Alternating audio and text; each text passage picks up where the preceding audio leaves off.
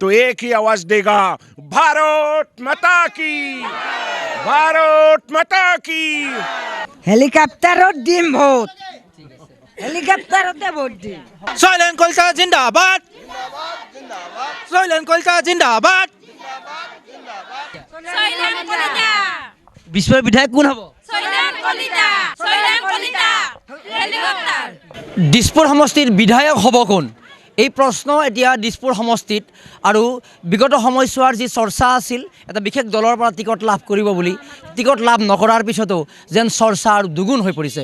নমস্কাৰ, ডেমক্ৰেচি লাইভৰ বিশেষ অনুষ্ঠান ডেমক্ৰেটিক ডিছকাশ্যন লৈ এই মুহূৰ্তত আমি গুৱাহাটী মহানগৰীৰ নুনমাটিত আছোঁ। নুনমাটিৰ ভৱানীপুৰত আমি দেখা পাইছোঁ যে আমাৰ কেমেৰাৰ সন্মুখত এগৰাকী নেতা আৰু নেতাৰ লগত আই মাতৃসকল এগৰাকী নেতাৰ কাষত। বাকী কথাখিনি আপুনি কৈ দিয়ক। চাওক, এইটো সৰ্বজন বিদিত। আজি দিছপুৰ সমষ্টিত 52 নম্বৰ দিছপুৰ সমষ্টিত চুকে কোণে মই মাতৃগোট গঠন কৰিছিলোঁ। 10,000 মাতৃগোট, 10,000 মাতৃগোট যেতিয়া গঠন কৰিছিলোঁ তেওঁলোকে আশীৰ্বাদ দিছিলে, তেওঁলোকে নামঘৰত নাম ধৰিছিলে আৰু ভগৱানৰ ওচৰত নাম ধৰি এইটোৱেই প্ৰাৰ্থনা কৰিছিলে যে ভাৰতীয় জনতা পাৰ্টিৰ পৰা ডক্টৰ শৈলেন কলিতাই টিকেট পাব। বাৰু যিয়ে নহওক, মই বিমুখ হ'লোঁ আৰু বিমুখ হোৱাত মই ঘৰতে বহি আছিলোঁ। কিন্তু মাতৃসকলে এনেকুৱাকৈ কান্দি কান্দি ফোন কৰিলে যে মই ওলাই নহাকৈ থাকিব নোৱাৰিলোঁ। আৰু সেয়েহে মই আজি নিৰ্দলীয় পথত আজি 52 নম্বৰ দিছপুৰ সমষ্টিত মই নিৰ্বাচন প্ৰতিদ্বন্দ্বী হিচাপে খাৰা হৈছোঁ। নিৰ্দলীয় প্ৰাৰ্থী হিচাপে মোৰ প্ৰতীক চিহ্ন হেলিকপ্টাৰ।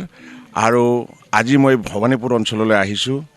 এইখিনি অঞ্চলত আপোনালোকে নিজে দেখিছে সকলো মাতৃৰে যি উৎসাহ আনন্দ, আৰু তেওঁলোকে কৈছে যে টিকেট আমি দিম।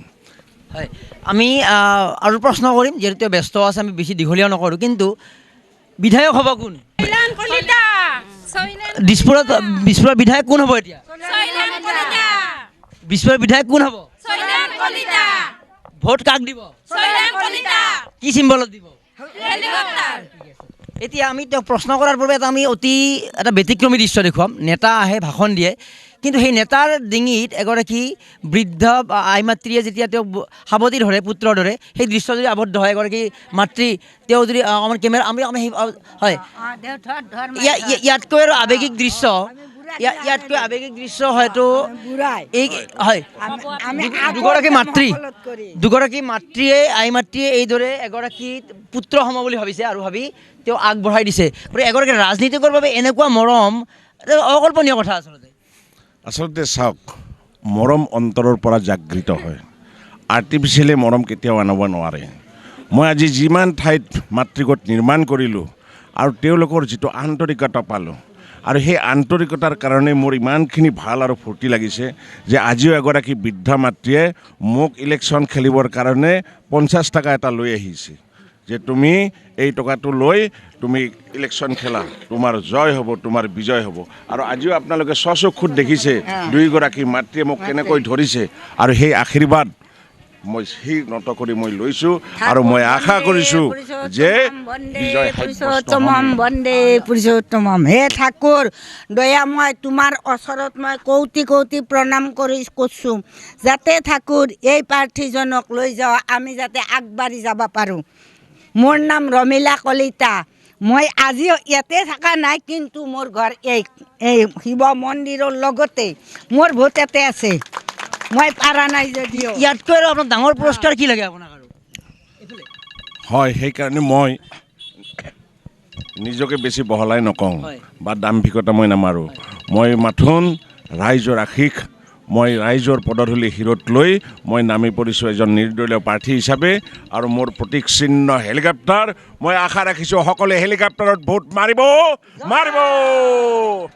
এতিয়া আৰু দুটা প্ৰশ্ন সুধিব লাগিব।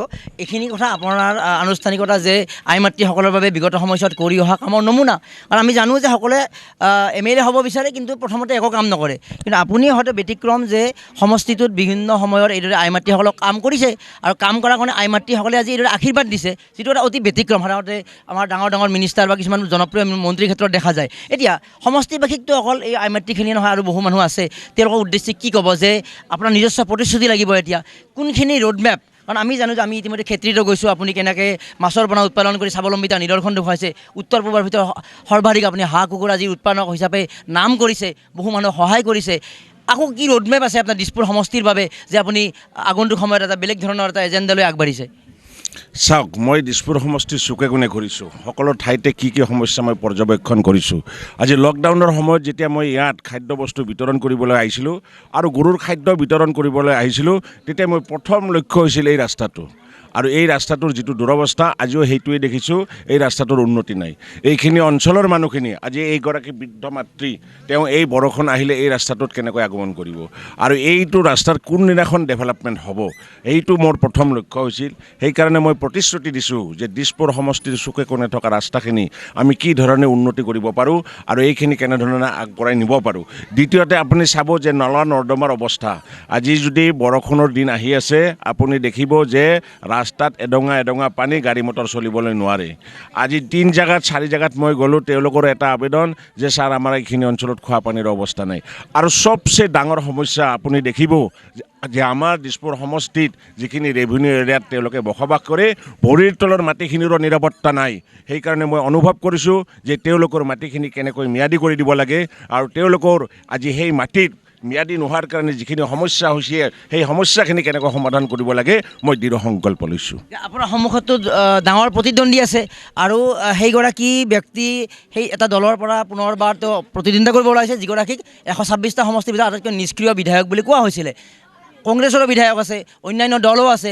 জিকাৰ ৰণকৌশল কি হ'ব, ভোটৰ অংক কি হ'ব আপোনাৰ জিকাৰ? যে আচলতে চাওক, মই কোনো ব্যক্তিক মই সমালোচনা নকৰোঁ, মই মাথোন সমালোচনা কৰোঁ কৰ্মটোত। যেনেকৈ এটা কৰ্ম যে দিছপুৰ সমষ্টিত যদি আপুনি আধাৰশিলা গন্তি কৰে, কিমান আধাৰশিলা পাব আপুনি চাই লওক, আৰু এই আধাৰশিলাৰ খৰচ কিমান হ'ব পাৰে। মইতো আশা কৰোঁ যে এই আধাৰশিলাখিনিৰ খৰচ যদি আমাৰ এনেকুৱা আই মাতৃসকলক যদি আজি টিংপাতে হওক বা গৰু ছাগলীয়ে হওক যদি হাঁহ পাৰও দিলে হয়, নিশ্চয় বহুত উপকৃত হ'লে হয়। এই আধাৰশিলাৰ ৰাজনীতিয়ে কি সূচায় মই বুজি নাপাওঁ। সেইকাৰণে অনাগত দিনত মই এটা প্ৰতিজ্ঞা কৰিছোঁ যে এই আধাৰশিলাৰ ৰাজনীতি আমাৰ বন্ধ হ'ব লাগে। আৰু দ্বিতীয়তে আমাৰ যিটো ৰাস্তা ঘাট, মই যিটো সংকল্প লৈছোঁ যে ৰাস্তা ঘাট বিশেষ কৰি যিখিনি জনবসতি অঞ্চল, সেই অঞ্চলৰ ৰাস্তা ঘাট যাতে উন্নতি পলমে আমাৰ পকীকৰণ হৈ যাব লাগে। আৰু আপুনি খোৱা পানীৰ ব্যৱস্থাটো, এতিয়া আপোনালোকে দিছপুৰৰ মাজমজিয়াত কিছুমান কথা দেখিব যে আমাৰ বিজুলী কানেকশ্যনৰো সেৱা নাই। গতিকে তেনেকুৱা ক্ষেত্ৰতো আজি বিজুলী বাতিত আমি কেনেকৈ কানেকশ্যন দিব পাৰোঁ। বাকী গাঁৱলীয়া অঞ্চল, বিশেষকৈ আজি খেত্ৰী, ডিমৰীয়াম, আমাৰ মালৈবাৰী অঞ্চল বা আজি হহৰা অঞ্চল, কলংপাৰাৰ অঞ্চল, এই অঞ্চলত যিখিনি খেতি বাতি কৰে, আজি বৈজ্ঞানিক দৃষ্টিভংগীৰে যিটো উন্নতি হ'ব লাগিছিল, আজি যদি পাঞ্জাৱৰ লগত আমি তুলনা কৰোঁ, আজি 1% 2%ৰ ডেভেলপমেণ্ট হোৱা নাই। আৰু শেষত এই নিৰ্দলীয় হিচাপে প্ৰতিনিধিত্ব কৰা আপোনাৰ দুখ অলপ আছে নেকি, এই কথাটো ক'ব নেকি? হয়, সেইটো কথা মই ক'ব লাগিলে এটাই কথা হ'ব যে আপোনালোকে চাওক যে আজি সমগ্ৰ ভাৰতবৰ্ষখনত মই যেতিয়া বিজেপি পাৰ্টীৰ এজন কৰ্মী হিচাপে আছিলোঁ, সাধাৰণ সদস্য হিচাপে আছিলোঁ, তেতিয়া অনুভৱ কৰিছিলোঁ যে এই পাৰ্টীৰ জৰিয়তে আমি ভাৰত নিৰ্মাণ কৰিম।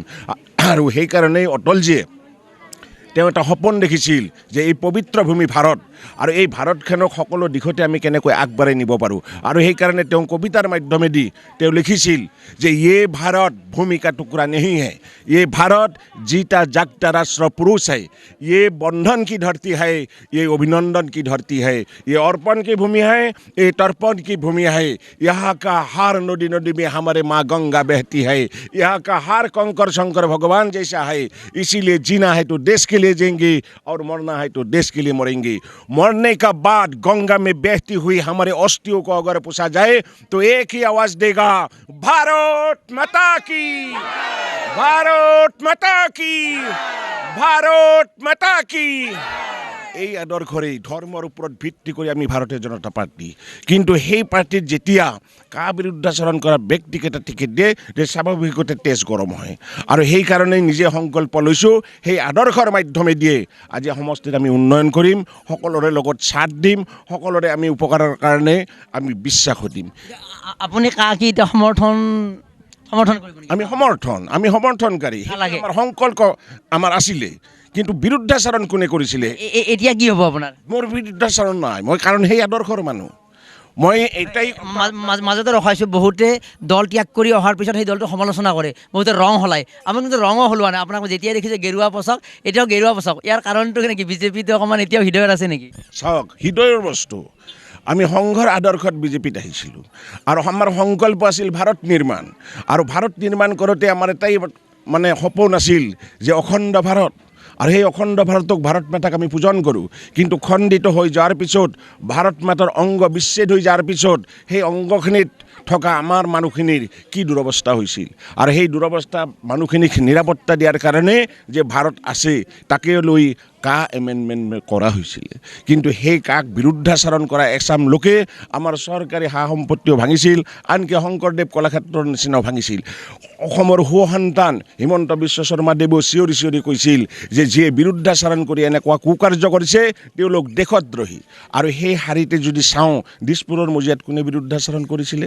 কিয় কৰিছিলে আৰু যদি কৰিছিলে তেতিয়াহ'লে সেই দলৰে তেওঁ আজি 2021 কিয় প্ৰাৰ্থী হ'ব বিচাৰিছে কাৰণ দলৰ আদৰ্শ কি দলটোৱে কি বিচাৰিছিলে দলটোৰ গঠন কৰা চৰকাৰখনে কি বিচাৰিছিলে আৰু যদি সেই চৰকাৰখনতে থাকিবলৈ বিচাৰে তেতিয়াহ'লে সেই আদৰ্শক নস্যাৎ কৰা ব্যক্তি কোন কাটো সমগ্ৰ অসমে অপোজ কৰি আছে তাক লৈ নতুন দল নিৰ্মাণ হৈছে বিদেশী আহিব 2014 চনৰ 31 ডিচেম্বৰলৈকে গতিকে অসম চুক্তি উলংঘা কৰি বিদেশী অনাটো আপুনি কি সমৰ্থন কৰিব নেকি এই মুহূৰ্তত কিয় কৰিম আপুনি বিদেশী কাক কৈ আছে আমাৰ আদৰ্শত বিদেশী কোন আমি যদি কওঁ যে 71 পিছত 71 24 মাৰ্চৰ পিছত অহা প্ৰত্যেকজনে আমাৰ অবৈধ বিদেশী হ'ব সেইটো এমেণ্ডমেণ্ট বেলেগ কথা কিন্তু আপুনি প্ৰথম চাওক আমি আজিৰ কথা নহয় ভাৰত বিভাজন কেতিয়া হৈছিল আপুনি সেইটো কওক আৰু ভাৰত বিভাজন হোৱাৰ পিছত সেই হিন্দু মানুহখিনিৰ কি দোষ আছিল বিভাজনেই দোষ আছিল নেকি যে যাৰ কাৰণে তেওঁলোকে বেলেগৰ পৰা অত্যাচাৰ উৎপীড়নৰ বলি হ'ব লাগে আৰু যদি তেনেকৈ বলি হয় তেওঁলোকক নিৰাপত্তা আৰু শান্তিৰ কাৰণে আমাৰ নিচিনা মানে কি কৰিব লাগিব আৰু সেইটো আদৰ্শ যদি বেয়া হয় তেতিয়াহ'লে মোৰ ক'ব লাগে একো নাই